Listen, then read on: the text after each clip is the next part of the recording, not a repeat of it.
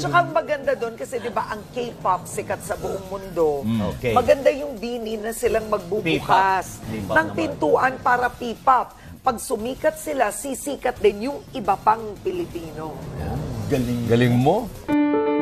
Usap-usapan ngayon ang naging pahayag ng Filipino journalist na si Karen Davila matapos purihin ang BINI at sabihin sila umano ang magbubukas ng pinto para sa ibang P-pop groups na makilala sa bansa at sa buong mundo. Sinabi ni Karen ang opinyon niyang ito matapos ibalita sa kanilang programa na magpe-perform ang BINI sa KCON Los Angeles ngayong taon. Isang taunang music festival na layuning makilala ang K-pop sa mas maraming mga bansa.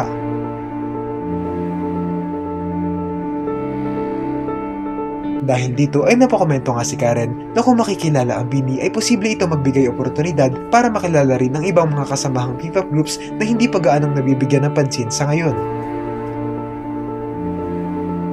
Layo na, no? Layo na narating. Galing ng BINI. Sana malayo pang marating. Oo. Abot niya ng LA. Yeah. Malayo ang narating. Oo. Tama na, umabot ng Russia. Hindi. Lahat. At saka ang maganda doon kasi 'di ba ang K-pop sikat sa buong mundo. Okay. Maganda yung BINI na silang magbubukas P-pop. ng pintuan para P-pop. Pag sumikat sila, sisikat din yung iba pang Pilipino. Galing mo. Galing mo. Hindi nagustuhan ng mga 18 o mga fans ng SB19 ang sinabing ito ni Karen dahil tila ba hindi umano ito nag-background check bago magbitaw ng ganitong salita at nakalimutan na SB19 ang naunang magbukas ng pinto para sa ibang P-pop groups na makilala sa mundo dahil na rin sa mga awards na natanggap nila.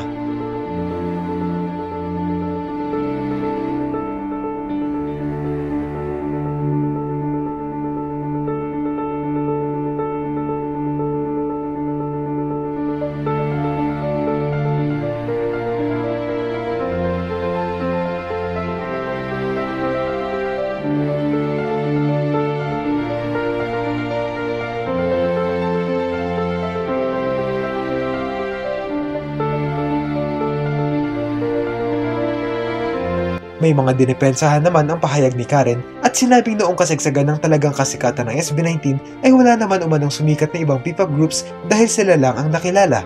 Hindi tulad ngayong sumikat ang BINI na marami na rin ang mga Filipino artist na nabigyang pansin.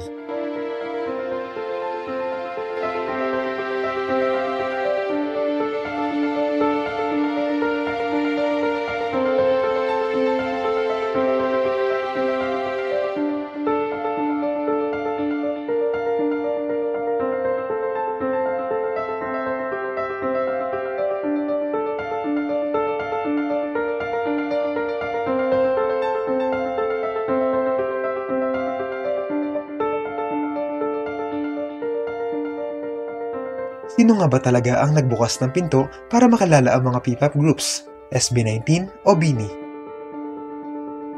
Ano ang masasabi nyo rito? Tsaka ang maganda doon kasi 'di ba ang K-pop sikat sa buong mundo.